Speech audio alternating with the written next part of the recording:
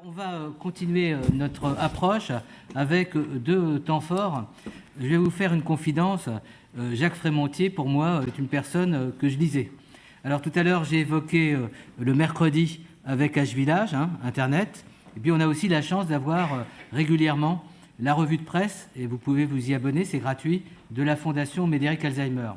Et alors, je ne vais pas faire trop dans la confidence, mais ce que je lis d'abord, c'est la revue de presse. Et la revue de presse, c'est extrêmement exhaustif. C'est un travail extraordinaire où on observe tout ce qui se passe au niveau international, au niveau des publications, au niveau des initiatives. C'est là d'ailleurs où on a appris récemment, dans la dernière revue de presse, ce qui se passait à Heathrow, à l'aéroport d'Angleterre, où maintenant on accueille les personnes qui sont en difficulté d'orientation. Et il y a toute cette vie au quotidien de ce qui se passe dans le monde qui me semble intéressant. Donc je voulais d'abord rendre hommage à Jacques Frémontier pour son travail. Et je lui ai demandé au départ de faire une revue de presse. C'est-à-dire, vous avez eu Armel Debru, et je trouve que ça serait très intéressant dans nos manifestations qu'on ait comme ça une revue de presse, mais il fallait vraiment l'expert. Donc merci Jacques d'être là. Merci de nous faire au quotidien, à travers la Fondation, cette revue de presse. Et je vous donne la parole. Merci. Merci d'abord de tous ces compliments un peu abusifs. Ce que je vais vous dire, je l'ai intitulé « 12 ans de solitude ». Pourquoi la solitude ? Parce que face au déclin cognitif, elle apparaît de plus en plus comme un élément de risque majeur. Parce que quand survient la maladie, le maintien ou la restauration du lien social doit se situer au cœur de toute stratégie d'accompagnement et de soins. Pourquoi 12 ans ? Parce que c'est justement l'âge de la revue de presse nationale et internationale de la Fondation Médéric Alzheimer, dont j'assure, comme bénévole depuis 2004, le secrétariat de rédaction et l'éditorial. Mais gardons-nous de tout orgueil démesuré. La revue de presse, c'est avant tout l'œuvre de Paul-Ariel Königsberg, qui, sous la tutelle de Michel Frémontier et d'Alain Bérard, exerce seul la fonction de rédacteur en chef. La revue de presse dépouille 1750 sources d'informations en français, en anglais, en allemand, en langue latine et même en japonais et en chinois. Puisque les débats d'aujourd'hui tournent tous autour du thème des vulnérabilités partagées, je dirais que la solitude traduit une double vulnérabilité. Celle de la psyché, c'est une maladie de l'âme, et celle du corps social, c'est une maladie de la société. Une maladie de la psyché, tout d'abord. Reportons-nous donc 12 ans en arrière. La doxa du début des années 2000 nous enseigne que la maladie se réduit, c'est évidemment un peu caricatural, mais c'est tout de même vrai, à un dysfonctionnement cérébral lié à l'accumulation de plaques amyloïdes et ou de protéines tau. La recherche se focalise donc sur une course à la molécule miracle qui mettrait fin à cet artefact.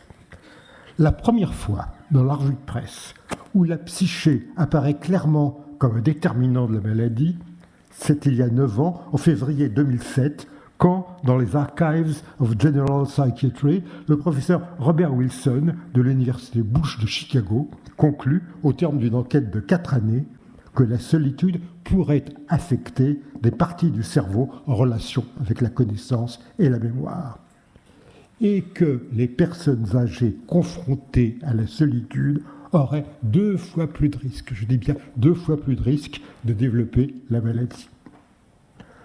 Maladie de l'être, qui expose à la double peine de la démentification, la terreur de perdre son identité, et de l'interdit d'en dire quelque chose, chape de la solitude, peur de la mort, douleur de vieillir dans son âme et dans son corps, comme l'a décrit le psychiatre Thierry Gallardin en 2013. Expérience de la perte du pouvoir sur soi-même, sur son propre corps, éventuellement sur les autres, blessure narcissique, vulnus, sentiment de honte, parfois même fantasme de persécution, aboutissant à une solitude faite de vide, d'absence, d'abandon, de déréliction, selon le tableau dressé en juin 2016 dans Gérontologie et Société par le psychopathologue Jean-Marc Talpin. Maladie de l'être, mais aussi maladie du faire, ou plutôt du non-faire. Une étude de Crédoc en octobre 2013 révèle à quel point les incapacités croissantes à faire par soi-même, associées au délitement plus ou moins progressif ou brutal du tissu relationnel, modifient en profondeur la relation au monde des personnes âgées. Enfin, maladie du dire, ou plutôt du non-dire, la solitude absolue constate en 2013 le gériatre Michel Davin dans la revue de gériatrie, est une maladie de la relation à autrui qui ne permet aux patients de s'exprimer que par la sensorialité, alors que la parole qui fait le propre de l'homme n'est plus capable d'exprimer correctement l'angoisse absolue d'une échéance irrémédiable. N'oublions pas la solitude des aidants, dont une statistique américaine nous apprend que 38% meurent avant la personne dont ils assument la charge. La grande nouveauté, telle qu'elle apparaît dans leur revue de presse, c'est que les politiques d'aide visent désormais le couple aidant-aidé, et non plus seulement l'aidant, dans son indissoluble et fragile unité. Face à cette triple béance de l'être, du faire et du dire, la vieille primauté du traitement médicamenteux perd toute pertinence. Les thérapeutiques psychosociales démontrent chaque jour davantage leur efficacité dans la prise en soin et l'accompagnement des personnes malades, comme on le lit par exemple en juillet 2014 dans l'International Journal of Geriatric Psychiatry. La priorité, c'est évidemment, dans cette perspective, de lutter contre la solitude des personnes âgées et d'abord de la détecter. En juin 2016, et c'est à ma connaissance une première, l'Agence nationale de l'évaluation de la qualité des établissements et services recommande ainsi aux professionnels du soin à domicile sur son site internet de chercher à repérer un changement de caractère, à une perte de convenance sociale, l'apparition d'un sentiment de préjudice ou de persécution. L'importance déterminante du style de vie comme facteur de risque réversible. Voilà une autre révélation de ces dernières années. Dès 2008, par exemple, plusieurs intervenants préconisent de lutter non seulement contre les risques cardiovasculaires, mais aussi contre la solitude, notamment en stimulant la vie sociale et culturelle. La prise de parole par les personnes malades, comme nous l'avons vu tout à l'heure, apparaît enfin comme une véritable révolution culturelle face à la maladie du non-dire. L'irruption dans le débat public de Richard Taylor, ce psychologue américain frappé par la maladie à l'âge de 56 ans et qui a tenu jusqu'à sa mort en juillet 2015 un blog sur la façon dont il vivait la maladie, a constitué un événement fondateur. Aujourd'hui, beaucoup d'autres ont pris le relais, Kate Swaffer notamment, et tout le mouvement Dementia Alliance International. Maladie de la psyché, la solitude est aussi une maladie du corps social. Dès avril 2011, l'espace éthique Alzheimer nous invite sur son site internet à considérer le malade d'Alzheimer comme celui chez qui s'exprime une sorte de pathologie du corps social. La continuelle réduction de la personne à son statut d'individu brise le lien social et tente à nous faire vivre dans une société de déliaison. Déliaison, retenons bien ce mot. Cette déliaison est désormais reconnue comme directement responsable de certains troubles cognitifs. La maladie d'Alzheimer avance même. En juin 2016, le philosophe Bernard Quentin, dans Gérontologie et Société, et là aussi c'est quasiment une première, pourrait être conceptualisé comme une pure construction critique. L'isolement contribuerait à la production réelle de maladies neurodégénératives. La société produit en particulier des stéréotypes de la vieillesse et de la maladie. Ces représentations péjoratives, se plaignait Richard Taylor en 2013, ne laissent aucune chance aux personnes vivant avec une démence d'être acceptées comme des êtres humains à part entière. Résultat, la méfiance cynique, c'est-à-dire la croyance que les autres seraient exclusivement motivés par l'égoïsme, est associée, selon des psychologues finlandais dans Neurology en mai 2014, à un risque accru de démence. Nous vivons dans une société suicidogène, constate Pascal Chanvert en 2011.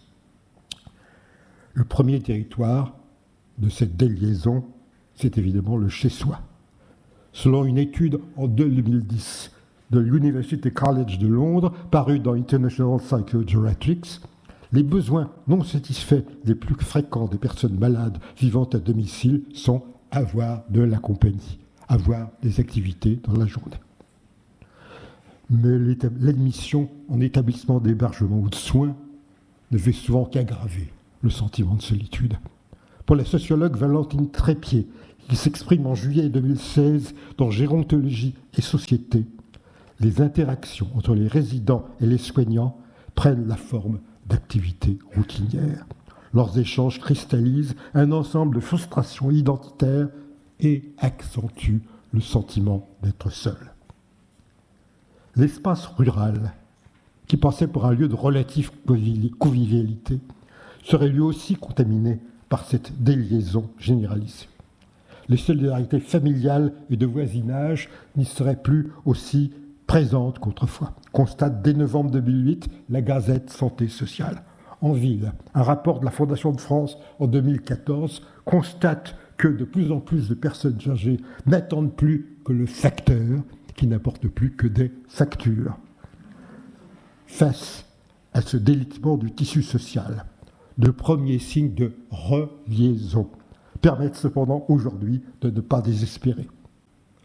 Le soutien par les pairs, c'est-à-dire par ceux qui souffrent du même mal, devient peu à peu une réalité, en tout cas dans les pays anglo-saxons. Selon une étude menée à l'Université d'Édimbourg et publiée dans Dementia en juillet 2016, ce soutien a un impact positif, émotionnel et social, prenant racine dans la communauté d'expérience et la réciprocité. La mobilisation civique constitue un deuxième front important contre la déliaison.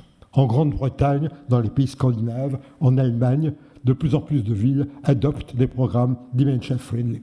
Heathrow, je viens de le rappeler, l'aéroport international de Londres met en place un programme de formation de 76 000 membres de son personnel qui apprennent donc à accueillir les personnes malades de démence. En France, les Petits Frères des Pauvres lancent en 2014 Mona Lisa, de mobilisation nationale contre l'isolement social des âgés. Une nouvelle réflexion sur la ville et sur l'habitat donne enfin l'espoir de mieux lutter contre la délétère solitude. Il s'agit d'offrir aux personnes âgées, y compris celles qui sont atteintes d'une démence, un véritable lieu de vie, avec toutes les implications, même les plus intimes, que le mot « vie » comporte. L'expérience de la résidence Amadiem, initiée par des malades jeunes à l'intention de malades jeunes sur le modèle lancé au Canada par Carpe Diem, en offre un très bel exemple. Un peu partout, malgré les pesanteurs de l'habitude, commence à s'imposer l'idée d'un habitat intergénérationnel ouvert sur la ville. Contre la solitude, maladie de la psyché, et la solitude, maladie du corps social. Ces deux faces d'une même vulnérabilité que l'on appelle la maladie d'Alzheimer. Il semble bien qu'un même mot fournisse une clé, à la fois très ancienne et très nouvelle, le mot humain. Il s'agit de redonner sens aux soins. Valeur du soin, valeur de la République, c'était le thème lancé par l'espace éthique Île-de-France en décembre 2015. Rien ne me paraît plus actuel à la veille d'échéances politiques majeures.